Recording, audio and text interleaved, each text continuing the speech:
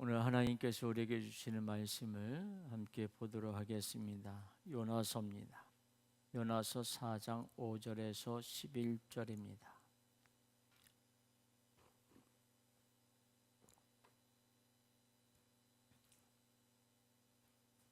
요나서 4장 5절에서 11절 말씀 다 자신 줄 알고 제가 봉독해 드리겠습니다. 여기 화면을 띄워주셔야죠.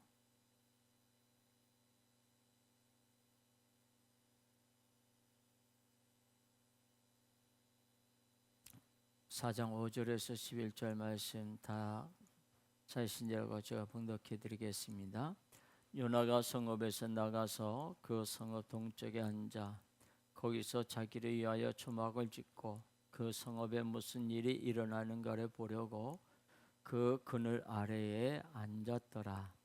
하나님 여호와께서 박넝쿨을 예비하사 요나를 가리게 하셨으니 이는 그의 머리를 위하여 그늘이 지게 하며 그의 괴로움을 면하게 하려 하심이었더라. 요나가 박넝쿨로 말미암아 크게 기뻐하였더니 하나님이 벌레를 예비하사 이튿날 새벽에 그 박넝쿨을 갉아먹게 하심에 시드니라. 해가 뜰 때에 하나님이 뜨거운 동풍을 예비하셨고 해는 요나의 머리에 쪼임에 요나가 혼미하여 스스로 죽기를 구하여 이르되 사는 것보다 죽는 것이 내게 나으니이다 하니라. 하나님이 요나에게 이르시되 내가 이 박넝쿨로 말미암아 성내는 것이 어찌 옳으냐 하시니 그가 대답하되 내가 성내어 죽기까지 할지라도 옳으니이다 하니라. 여호와께서 이르시되 내가 수고도 아니하였고 재배도 아니하였고 하룻밤에 났다가 하룻밤에 말라버린 이 박넝쿨을 아꼈거든. 하물며 이 큰 성읍 니느웨는 좌우를 분변하지 못하는 자가 12만여 명이요 가축도 많이 있나니 내가 어찌 아끼지 아니하겠느냐 하시니라. 아멘. 날씨가 쌀쌀한 가운데 있습니다. 그래서 많은 분들이 감기를 걸려서 많이 힘들어하는 것 같습니다. 여러분 건강에도 주의하시고요. 특별히 예수님을 더 깊이 만나는 그런 믿음의 모습이 되기를 바랍니다. 날씨는 추워도 우리가 예수를 만나는 데 있어서 예수님이 우리를 만나 주시는 데 있어서 예수님은 전혀 그런 것에 대해서 매지 않습니다. 오히려 예수님은 그럴수록 어릴수록 추울수록 더더욱 예수님은 우리를 만나 주십니다. 오늘도 예수님이 여러분을 만나 주시기 위해서 이 자리를 불러주신 줄 압니다. 오늘 그 예수님을 깊이 만나서 예수님이 들려주시는 음성이 무엇인지, 예수님이 내게 말씀하시는 것이 무엇인지 그것을 깊이 마음에 새기면서 승리할 수 있는 그런 믿음의 생활이 될 수 있기를 주님의 이름으로 축복합니다. 예수님은 사랑이십니다. 예수님은 언제나 우리를 사랑하시고 우리의 필요에 따라서 모든 것을 채워주시는 분이십니다. 오늘 그 예수님이 여러분을 깊이 만나주시는 복된 모습이 되기를 바랍니다. 자, 여러분들이 많이 이 말을 들어보면 사자성어 가운데 내노남불이라고 하는 그런 이야기가 있잖아요. 그 이야기에 빗대서 이런 이야기가 있습니다. 차를 운전할 때 늦게 건너는 행인을 보고 욕을 하고, 그리고 횡단보다 건널 때는 빵거리는 운전사를 욕하고요. 남이 천천히 운전하면 소심하다고 말하고, 내가 천천히 운전을 하면 안전 운전을 한다고 말하고요. 남편이 설거지하면 공처가라고 말하고, 내 남편이 설거지하면 애처가라고 말한다고 합니다. 내 며느리는 아들한테 잡혀 살아야 하고 내 딸은 사위를 휘잡고 살아야 하고요. 사위가 우리 집에 자주 오는 건 당연한 일이고 아들이 처가에 자주 가면 줏대 없는 것이라고 한다고 합니다. 여러분, 어떻게 보면 다 내 중심이죠. 내가 하면 로맨스가 되고 남이 하면 불륜이 되는 거예요. 나와 남을 다르게 다른 시각으로 볼 수밖에 없는 것이 우리 인간의 죄성입니다. 그러나 예수님은 우리를 조건 없이 우리를 사랑하십니다. 우리가 어떤 모습이 됐던 예수님은 우리를 사랑하시고 우리에게 은혜를 베풀어 주십니다. 오늘도 예수님의 말씀에 깊이 빠져들고 그 예수님을 만날 수 있는 그런 시간이 되기를 주님의 이름으로 축복합니다. 자, 형제가 많은 가정에서 보게 되면 그렇죠. 맨 위에 있는 형제가 부모님이 옷을 사주면 그 입던 옷을 어떻게 해요? 그 아래 동생들이 이어서 물려 입는 옷들이 참 많이 있습니다. 어쩌다가 새로 사오는 그런 옷도 사주는 옷도 싼 값, 그리 좋은 옷이 아닐 수 있습니다. 특별히 사춘기라고 불릴 때에 학교에 가면 또래 아이들이 옷을 입고 왔는데 또는 신발을 신고 왔는데 그런 것들이 너무나 부러울 때가 있습니다. 좋은 곳이니까요. 그래서 집에 들어가서 투정을 부리면서 자신도 사달라고 하면 어떻게 해요? 받아들여집니까? 쉽게 받아줍니까? 그렇지 않죠. 그래서 반항심이 생기게 되죠. 반항심이 생기면서 어떻게 해요? 할 수 있는 것이 무엇일까요? 밥을 먹지 않는 것이죠. 뛰쳐나가는 것이죠. 그래서 유치한 행동을 하게 됩니다. 그럴 때 부모님 마음은 어떨까요? 책망도 하시면서 또 달래기도 하십니다. 시간이 지나면 자연스럽게 뱃길에 들고 하는 것이 그런 모습이에요. 부모님은 자식이 원하는 것을 들어주지 못하는 그런 마음이 어찌 보면 더 마음이 아프고 힘들어 하셨을 텐데 부모님 마음을 알지 못했던 그 시절을 뒤돌아보면 어떻게 부모님에게 죄송한 마음을 가지게 됩니다. 하지만 다시 잔소리를 듣고 싶어도 이미 부모님은 계시지 않고 부모님의 은혜에 대한 감사를 가슴 깊이 묻어 놓듯이 안타깝게도 많은 이들이 어떻게 해요?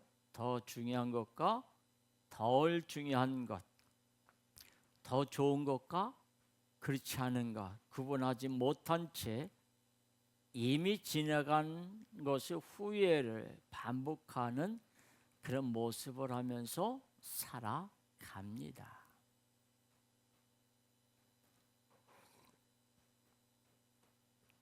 자, 오늘 본문에 보면 또 오늘 본문의 요나에 대한 네 번째 말씀인데요. 오늘 요나도 소심한 반항심이 발동을 했을 것 같습니다. 그리고 그와 반대로 요나는 전혀 생각하지 않은 니느웨 사람들로부터 감사의 인사를 받았을 것으로 생각합니다. 처음에 니느웨 성을 보면서 요나 자신도 용서해 주신 하나님께 어떻게 감사했습니다. 그러나 인간의 감사는 유효 기간이 매우 짧습니다. 나를 돌아볼 때 감사할 수 있었지만 원수의 나라를 바라볼 때 여전히 화가 치밀어 오릅니다. 요나는 니느웨 성읍이 어떻게든 죄값을 치르지 않을까 하는 그런 생각을 하면서 어떻게 무너지는지를 보려고 성읍 동쪽에 자리 잡고 초막까지 지었습니다. 어떻게 되나 두고 보자는 요나의 초막 위에 하나님은 뜨거운 햇빛을 가려주는 박넝쿨로 덮어주셨습니다. 하나님께서 요나를 위해 천연 단열재를 시공해 주신 것이죠. 요나는 매우 기뻤습니다. 그리고 박넝쿨에 대해서도 감사했습니다. 이제 원수의 나라 니느웨 성읍이 어떻게 멸망하는지 무너지는지 모습만 보면 됩니다. 이미 요나를 통해서 니느웨 성이 무너진다고 선포했기 때문이에요. 그래서 그 선포에 따라서 니느웨 성이 어떻게 멸망하는지 어떻게 무너지는지 그 모습만 보면 됩니다. 그런데 하나님은 니느웨 성에 벌을 내리지 않으시고 오히려 벌레를 보내서 요나를 뜨거운 햇빛을 가리고 있는 박넝쿨이 시들도록 갉아 먹게 하셨습니다. 그리고 해가 뜨자 하나님은 뜨거운 동풍까지 예비하셨고 그런 요나는 하루 만에 완전히 뒤바뀐 이상한 상황을 맞이하게 되었어요. 니느웨 성은 여전히 평온하고 요나 자신에게만 고난이 오자 차라리 죽는 것이 낫겠다고 반항심에 섞인 원망을 하나님께 쏟아 놓습니다. 잘못을 빈다고 무조건 용서하면 되겠습니까? 멸망당한 북이스라엘은 도대체 어떻게 하고 니느웨 성을 용서할 수 있습니까? 그리고 기껏 일했던 요나 자신에게는 초라한 박넝쿨만 주시고 그것도 박넝쿨을 줬다가 빼앗듯이 벌레로 하여금 갉아먹게 하셨습니다. 하나님은 왜 벌레를 보내셨을까요? 요나가 하나님으로부터 토사구팽 당한 것입니까? 몸도 마음도 괴로워 반항과 원망을 하는 요나에게 하나님의 이 박넝쿨을 요나 네가 수고도 계배도 아니하지 아니하였느냐고 약을 올리듯이 말씀하십니다. 심술을 부리는 듯한 하나님 앞에서 요나는 있던 감사마저도 한순간에 사라지는 것 같습니다. 자, 인생을 살다 보면 하나님은 인간에게 심술을 부리실 때가 종종 있는 것 같습니다. 그렇다면 정말 하나님은 심술쟁이실까요? 하나님께서는 태초에 하나하나 창조하실 때마다 좋았다라 하시며 매우 기뻐하셨습니다. 특히 인간을 창조하신 후에는 심히 좋았다고 하시면서 성경은 기록하고 있습니다.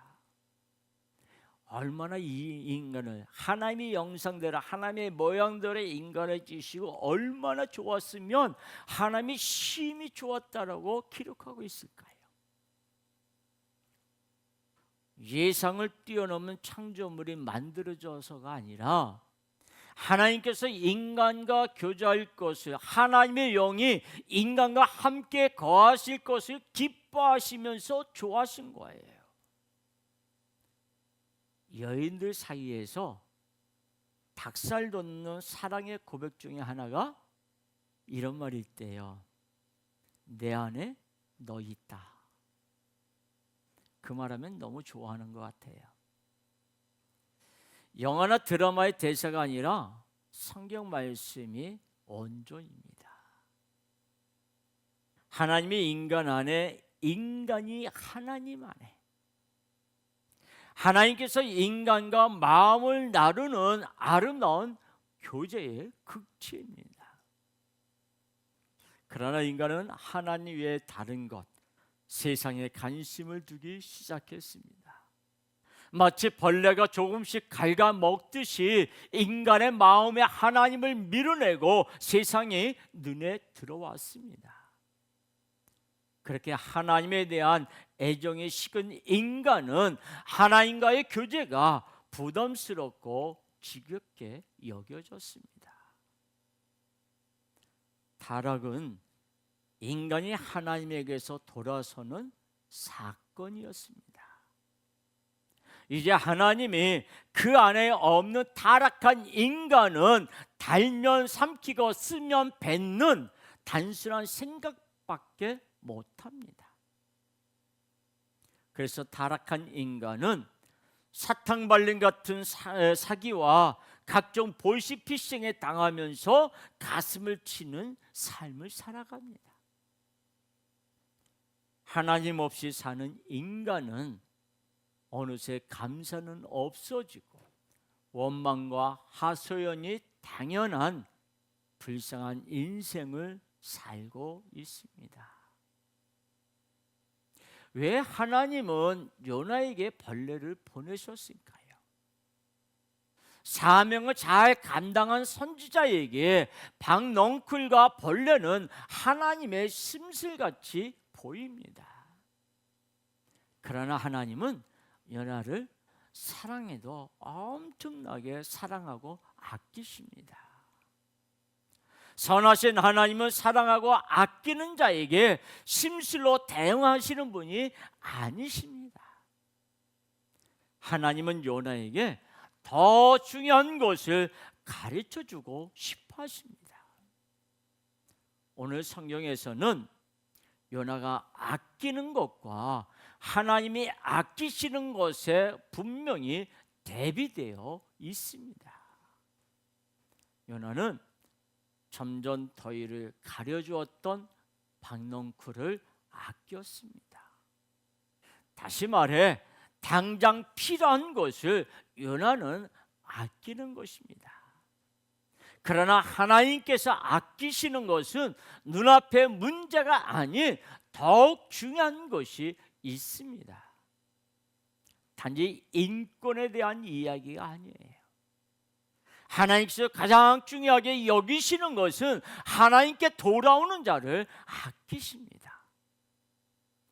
그런데 요나는 무조건 회개한다고 해서 용서받는 니네를 도무지 이해할 수 없었습니다. 그런 요나에게 하나님은 벌레를 통하여 더 중요한 것을 가르쳐 주십니다. 죄악으로 죽어가는 죄인을 사랑하시는 하나님의 사랑을 요나에게 가르쳐 주십니다. 무조건 용서하시는 분, 바로 이 땅에 오신 하나님 예수 그리스도가 그런 분이십니다.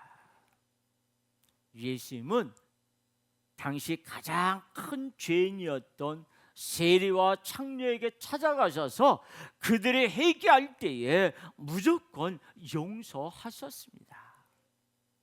그들이 어떤 죄를 범했던, 그들이 어떤 행동을 했던, 그들이 어떤 모습으로 살았던 주님 앞에 나와서 회개할 때 주님은 무조건 용서해 주셨습니다. 병자들이 찾아와도 그에 상하는 대가나 치료에 따른 행위 없이 무조건 고쳐주셨습니다. 이 땅의 사람들이 건강하게 살기 위해서, 사람답게 살기 위해서, 행복하게 살기 위해서 중요하지 않은 것들, 필수가 아닌 선택적인 것들을 쫓아가고 있을 때 예수님은 이 땅에 오셔서 가장 중요한 거, 유일하게 중요한 것이 무엇인지 가르쳐 주십니다. 사람답게 살도록 구원자 예수님이 오셔서 모든 죄를 용서해 주셨고, 건강하게 살도록 치료자 예수님이 오셔서 모든 병자를 고쳐주셨고, 행복하게 살도록 천국의 주인이신 예수님이 죄인의 신랑으로 오셨습니다. 예수님은 하나님을 그 마음에 두기 싫어하는 인간들을 돌이켜서 죄인을 예수님 안에 품어주시고, 예수님은 죄인 안에 함께 거하십니다. 예수님 안에 하나님과의 관계를 회복시켜 주십니다. 예수님은 이 사역을 위해서 벌레와 같은 끔찍한 십자가도 감사함으로 감당하셨습니다. 끔찍하다고, 싫다고, 불평하거나 거부하지 않으시고, 모든 죄인이 다시 구원을 받을 수 있도록 대신 십자가를 지셨습니다. 십자가에 매달려서까지 인생의 가장 중요한 것을 예수님은 가르쳐 주십니다. 인간이 아끼는 것은 썩어 없어질 것들이지만, 예수님이 아끼시는 것은 심판받을 죄인의 영혼입니다. 그래서 예수님은 그 죄인을 위해서 핏값을 대신 지불하시고, 죄인이 구원받도록 지금도 쉬지 않고 역사해 주십니다. 인간은 인생에서 가장 중요한 것, 유일하게 필수적인 것을 전혀 구분하지 못합니다. 인간들은 저마다 이것이 좋다, 저것이 좋다, 목청껏 소리를 내지만, 인간이 좋다고 하는 것들은 시시각각 다 바뀝니다. 변합니다. 좋다고 하더라도 실제로는 해악이 되기도 합니다. 동서고금을 통틀어서 모든 인간의 건강을 중요시 하면서 무엇이 건강에 좋은지 끊임없이 이야기하지만, 그런 건강한 정보마저도 시대에 따라서, 환경과 문화에 따라서 계속 어떻게 해요? 변합니다. 수정됩니다. 오직 예수님만이 인생에서 가장 중요한 것, 더욱더 중요한 것을 구분하실 수 있습니다. 하나님의 본체이신 전능한 예수님은 시대가 바뀌어도 환경이나 문화가 달라도 절대로 변하지 않는 유일하게 필수적인 것을 정확하게 알고 계십니다. 바로 예수님이 인간에게 유일한 필수 요소입니다. 예수님이 내 안에 계시고 예수님이 기준이 되어질 때, 중요한 것과 중요하지 않은 것, 마치 우리가 상품을 샀을 때에 그 상품에 따라서 따라오는 사은품과 같은 것들을 구분할 수 있게 됩니다. 벌레와 같이 삶에 해악이 되는 것이 더 중요할 수 있고, 대명문과 같이 삶에 중요하다고 했던 것이 별거 아닐 수 있습니다. 하지만 오직 예수님만이 인간의 삶의 필수가 되고 예수님이 기준이 되실 때, 그의 인생은 가장 중요한 구원받는 인생이 됩니다. 예수님의 관심은 오직 돌아올 죄인에게 있습니다. 그래서 예수님은 완악한 사람들에게 돌아오라는 간곡함으로 듣기 싫은 소리까지도 하시고, 벌레가 줄기를 갉아먹듯이 사람들의 삶에서 아끼는 것들을 말라버리게 하게도 하십니다.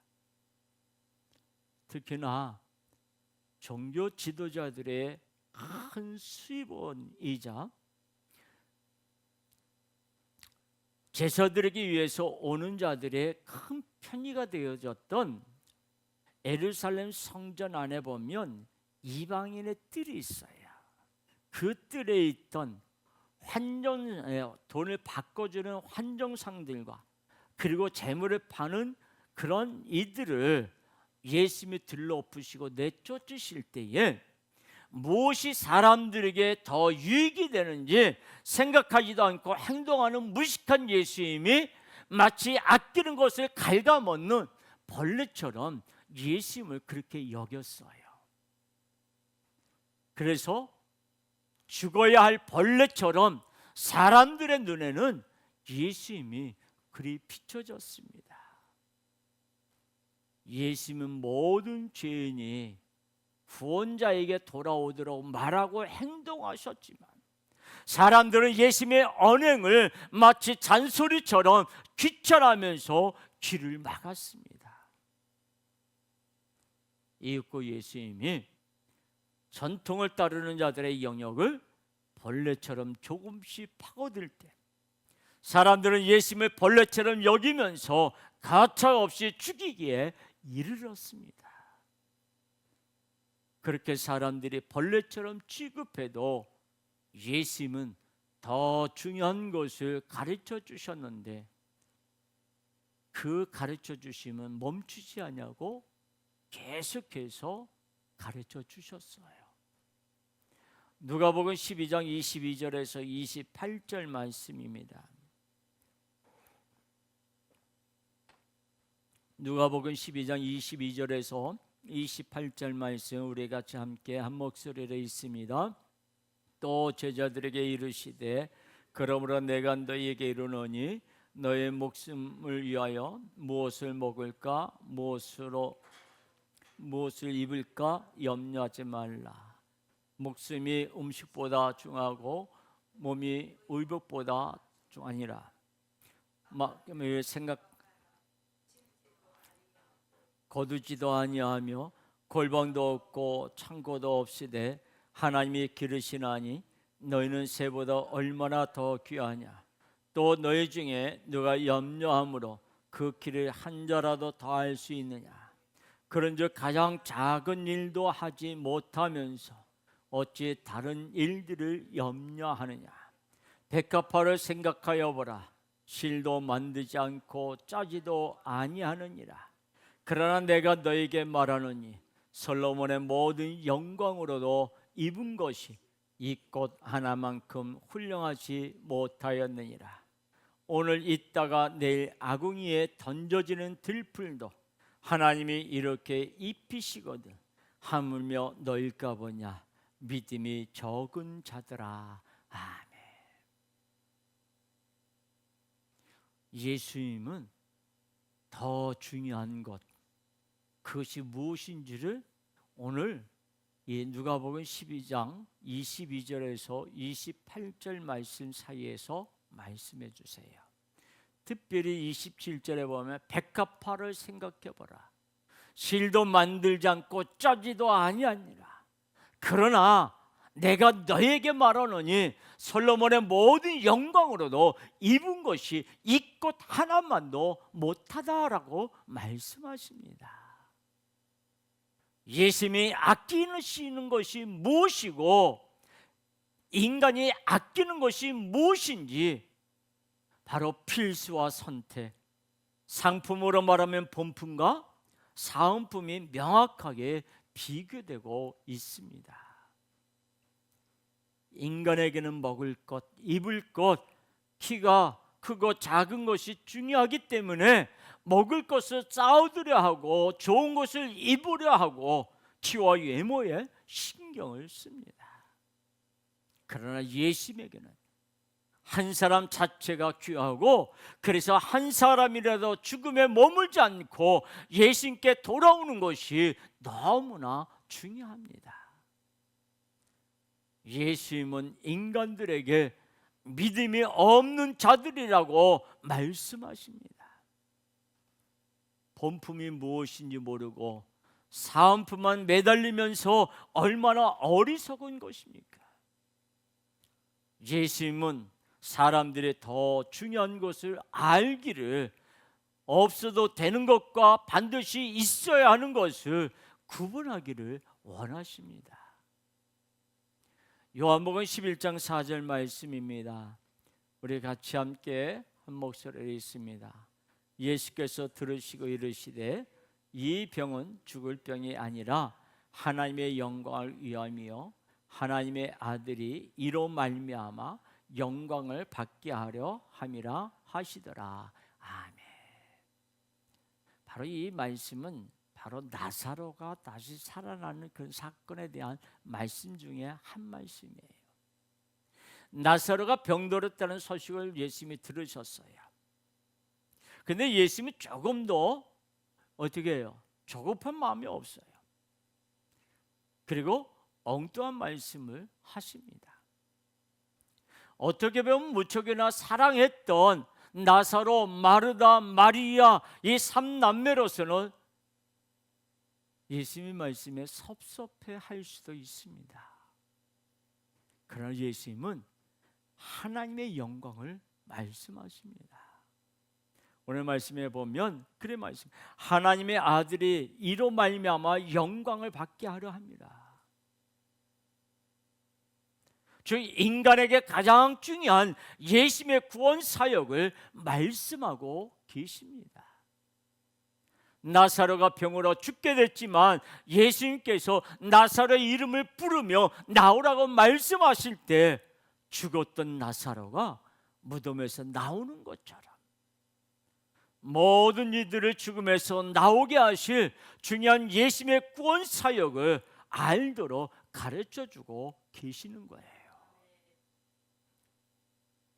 예전에 어떤 영화에서 보면 거기에 대사 중에 하나가 이런 말이 있습니다. 무엇이 중요한디라고 하는 대사가 있어요. 그래서 사람들이 만나서 무엇이 중요한디라고 하는 그런 유행어가 되기도 했습니다. 이 대사의 원조가 바로 예수님이십니다. 예수님은 이 땅에 오셔서 무엇이 중요한지를 끊임없이 가르쳐 주십니다. 정말 중요한 것을 위해서 때로는 잔소리도 하시고 때로는 직접 길을 막으시는 예수님의 보호는 지금도 변함없이 일어나게 되면서 감사할 수밖에 없습니다. 인생의 선택 요소가 아닌 인생의 필수 요소 때문에 감사의 고백을 하게 됩니다. 인생에서 사소한 거, 별로 중요하지 않은 거, 선택적인 것이라면 굳이 감사할 필요가 없습니다. 그러나 인생에서 가장 중요한 것, 없어서는 안 될 필수 불가결의 것이라면 감사하지 않을 수 없습니다. 때로는 중요하게 생각했던 것을 벌레 같은 것이 갉아먹었는데 오히려 그것으로 인하여 중요하다고 생각했던 것은 별거 아니었고 가장 정말 중요한 것을 알게 되고 깨닫게 된다면 그 벌레는 징그러운 벌레보다 오히려 감사한 존재가 되는 거예요. 종종 인생에서 벌레와 같은 것을 감사하게 되는 것은 정말 중요한 것을 알게 되었기 때문입니다. 미련한 인간은 자기에게만 중요한 것을 애지중지 아끼면서 예심의 마음을 갉아먹는 존재입니다. 그래서 감사를 회복하려면 먼저 나에게 중요치 아니한 것과 예수께 중요한 것이 무엇인지를 알아야 합니다. 나에게 중요한 것은 시시때때로 변합니다.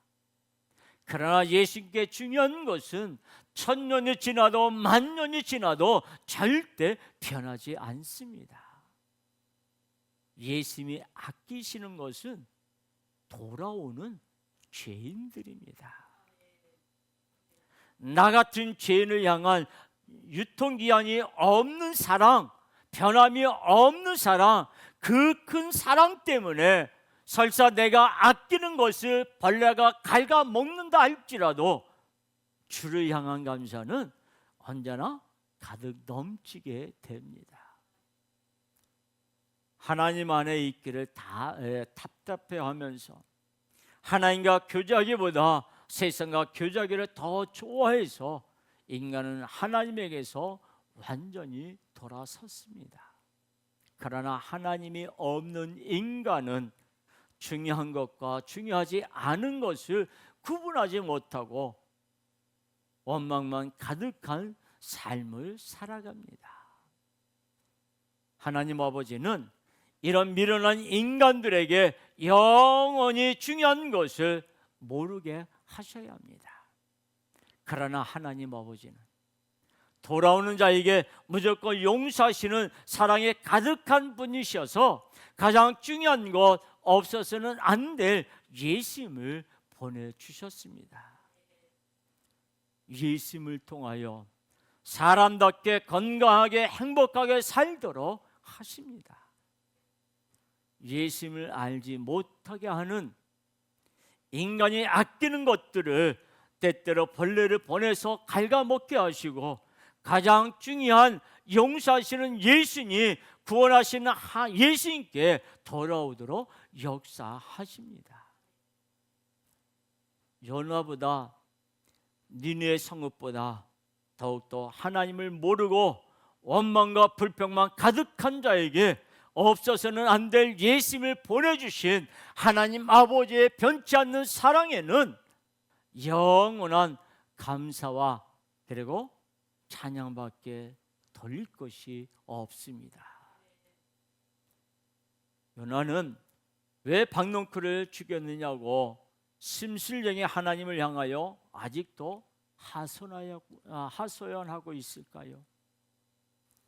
하나님은 심술이 굳어서 요나에게 벌레를 보내서 박농크를 죽이신 것이 아닙니다. 투덜대는 요나에게 무엇이 더 중요하고 무엇이 더 귀한지 벌레가 박농크를 갉아먹는 것을 통해서 계속해서 말씀해 주시는 하나님의 음성을 요나는 똑똑히 들었습니다. 나는 너를 사랑한다고. 나에게 네가 더 중하다고, 귀하다고 그리 말씀을 들려주시는 거예요. 요나는 니네가 무너지지 않는 것에 화가 나고 이해가 되지 않았지만 자신이 아끼는 것과 하나님이 아끼시는 것의 차이를 보게 되었습니다. 죄인이 돌아오기를 간절히 기다리시는 하나님의 마음을 알게 되면서 자신 역시 돌아오도록 벌레를 보내셔서 자신이 아끼는 것을 갉아먹게 하셨음을 깨닫게 되었습니다. 돌아오는 누구라도 다 용서해 주시는 오실 메시아의 사역을 조금이나마 엿보게 되는 요나는 내가 너를 구원한다는 감격의 음성도 듣지 않았겠습니까? 예수님의 흔적을 발견한 요나에게 벌레는 괴롭히는 존재가 아니라 더 중요한 것을 알게 해준 감사한 그런 존재가 되었습니다. 벌레는 죄인이었던 요나에게 하나님의 잔소리, 그리운 잔소리로 남게 되었던 거예요. 지금까지 요나의 이야기는 바로 하나님의 이야기고 오실 구원자 이야기였습니다. 현대인들은 잔소리를 싫어합니다. 나의 생활 영역이 침해받는다고 느끼기 때문입니다. 근데 부모님의 잔소리만큼은 시간이 많이 지날수록 어때요? 더욱 그리워집니다. 결국 그 잔소리들이 자기를 위한 것인지를 깨닫기 때문에 그렇습니다. 하지만 인간의 잔소리는 완벽하지 않고 사랑의 잔소리를 넘어 가정 폭력까지 이어지기도 합니다. 그러나 누구든지 예수님께 돌아오는 자는 변치 않는 완벽한 사랑에 감사할 수밖에 없습니다. 때때로 예수님은 요나의 박넝쿨의 벌레처럼 삶의 잔소리를 주실 때가 있습니다. 그런데 예수님의 잔소리는 더 중요한 것을 정확하게 알도록 하시는 세심한 보호의 손길입니다. 그래서 벌레와 같은 예수님의 잔소리를 통해서 더 중요한 것을 알게 되면 그때부터 감사는 끊이지 않는 거예요. 잔소리가 그리울 때가 있어도 실제 잔소리는 그리 달갑지 않습니다. 성도도 삶의 현장에서 예수님의 잔소리가 들려온다면 내가 아끼는 것을 갉아먹는 벌레처럼 느껴질 수 있습니다. 누군가 말하기를 철이 들었다라고 하는 말을 하죠. 그 말은 부모님의 마음을 조금씩이나마 알게 되는 것이라고 말합니다. 그렇게 성도는 예수님의 마음을 조금씩 알아가기에 삶의 벌레라도 그리운 예수님의 잔소리로 감사하게 받아들일 수 있습니다. 내노남불에 젖어서 남이 잘못했으면 마땅히 죗값을 치러야 한다고 목줄을 높이고 자기에게 조그마한 벌레도 절대 있으면 안 된다고 한다면 예수님의 마음을 아는 성도가 아닙니다. 죄인을 향한 사랑이 예수님의 마음입니다. 남의 형편을 그리고 남이 어려움을 겪게 되는 것보다 그가 예수님께 돌아오기를 기도하는 자가 성도예요. 내 삶의 벌레를 원망하기보다 더 중요한 것을 알게 하시는 예수님의 잔소리, 사랑의 잔소리로 받아들일 수 있는 자가 바로 성도입니다. 죄는 죄값을 치러야 합니다. 그러나 모든 죄인의 죄값을 우리 예수님께서 이미 치르셨음을 성도는 알아야 합니다. 그래서 남을 비판하기에 앞서 내 삶의 벌레를 통하여 더 중요한 것을 알도록 보혈의 손길을 쉬지 않는 예수님께 감사하는 자가 진정한 성도가 됩니다. 부모님의 잔소리는 눈물이 나게 하는 단어가 있습니다. 그 유명한 연극 중에 우리 수원에도 많이 이렇게 붙어있던 것으로 제가 알고 있습니다. 그것이 뭔가 하면 프랭카운트에 보게 되면 이런 글이 쓰여 있었어요. 친정 엄마와 2박 3일이라고 하는 작품이에요. 잘나고 똑똑했던 딸이 가난 말기가 되자 그제야 엄마가 그리워서 며칠에 함께 지내는 가족극 이야기입니다. 이 연극을 보는 사람마다 눈물바다를 이릅니다. 왜 그럴까요? 부모님은 늘 내 편이 되어주십니다. 살인자도 부모에게는 자식일 뿐입니다. 언제나 내 편이고 언제나 나를 위해서 말하고 행동하시는 분이 부모님이시기 때문에 부모라는 단어 속에는 잔소리마저 그리워지는 거예요. 왜 부모님이라는 존재는 우리의 가슴을 울릴까요? 예수님의 마음을 인간이 알도록 해주고 싶은데 귀하다고밖에 할 수밖에 없는 사랑을 조금이라도 맛보도록 삼위 하나님은 어머니의 모성애 그리고 아버지의 부성애에 지극히 일부라도 닮아서 가족 제도를 만들어 주셨습니다. 그래서 어머니를 통해서 아버지를 통해서 삼위 하나님의 그 아버지의 마음을 알도록 만들어 주신 거예요. 인간의 어떤 어머니보다, 인간의 어떤 아버지보다 변하지 않는 사랑으로 끔찍한 죄인이라도 용납하여 주시는 분이 바로 예수님이십니다.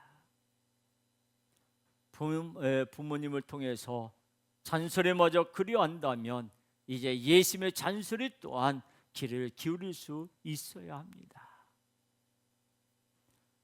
때때로 예수님의 잔소리는 삶의 벌레처럼 다가와 쓰게 느껴질 수 있습니다. 그러나 부모님의 사랑 때문에 부모님의 잔소리마저 그립듯이 어머니, 아버지의 사랑보다 훨씬 크고 따뜻한 예수님의 사랑을 느낀다면 예수님의 잔소리, 예수님이 주시는 삶의 벌레를 통하여 더욱더 중요한 것을 깨달을 수 있어야 합니다. 때때로 물질적인 어려움이나 건강의 그런 나약함이나 건강의 악화나 또는 인간관계의 깨어짐, 이런 여러 가지들, 예수님의 잔소리가 벌레처럼 고난처럼 다가올 수도 있습니다. 그러나 이 잔소리를 통하여 예수님이 원하시는 것은 가장 중요한 것, 즉 예수님과의 관계입니다. 요한복음 17장 23절 말씀입니다. 우리 같이 함께 읽겠습니다. 요한복음 17장 23절, 곧 내가 그들 안에 있고 아버지께서 내 안에 계시어 그들로 온전함을 이루어 하나가 되게 하려 함은 아버지께서 나를 보내신 것과 또 나를 사랑하신 같이 그들도 사랑하신 것을 세상으로 알게 하려 함이로소이다. 아멘. 예수님이 내 안에 계시고 내가 예수님 안에 거할 때 우리 인생에는 말할 수 없는 감사가 넘쳐납니다. 내가 아끼던 것들을 벌레가 갉아먹었지만 그로 인하여 없어서는 안 될 예수님을 만났을 때 바로 그때 예수님을 통해서 우리의 죄는 없어지고 의롭다 칭함을 받게 됩니다. 내 삶에 어떤 벌레가 나타나 소중한 것을 갉아먹더라도 예수님을 만난다면 감사하고 또 감사할 일입니다. 우리는 늘 감사하다고 기도합니다. 식사할 때도, 잠을 잘 때도, 사람들이 모여서 대표 기도할 때도 하나님 감사합니다 하고 기도합니다. 그런데 가만히 살펴보면 내가 아끼는 것에 대한 감사만 있을 때가 많습니다. 이제 우리의 기도는 벌레도 감사할 수 있는 기도를 해야 합니다. 벌레를 통해서 내가 아끼는 것이 없어져도 대신 더 중요한 것, 예수님을 깊이 알게 된다면 내 삶의 벌레까지도 감사할 수 있게 됩니다. 우리는 바로 이런 안목을 열어달라고, 가장 중요한 예수님을 알게 해달라고 기도해야 합니다.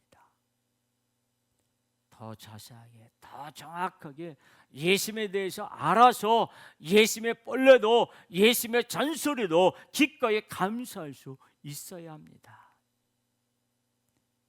당장 내 삶의 벌레 때문에 원망만 나올 뿐 기도조차 하기 힘들 수 있지만 예수님을 알면 알수록 부모님의 사랑과는 비교도 할 수 없는 놀라운 예수님의 사랑이 우리를 감사할 수밖에 없는 인생으로 보여주십니다. 정말 중요한 예수님을 구하십시오. 아멘으로 하답한 자만이 고통스러웠던 삶의 벌레들이 화산 나비가 되어서 감사와 축복의 꽃길에 펼쳐지는 그런 인생, 그런 인생이 되기를 바랍니다. 예수님 안에 거하는 인생이 되기를 바랍니다. 바랍니다. 우리 인생은 내가 생각하는 것이 아니라 예수님의 생각대로 돌아간다는 사실을 분명히 알아야 합니다. 그 예수님을 깊이 만날 수 있기를 주님의 이름으로 축복합니다.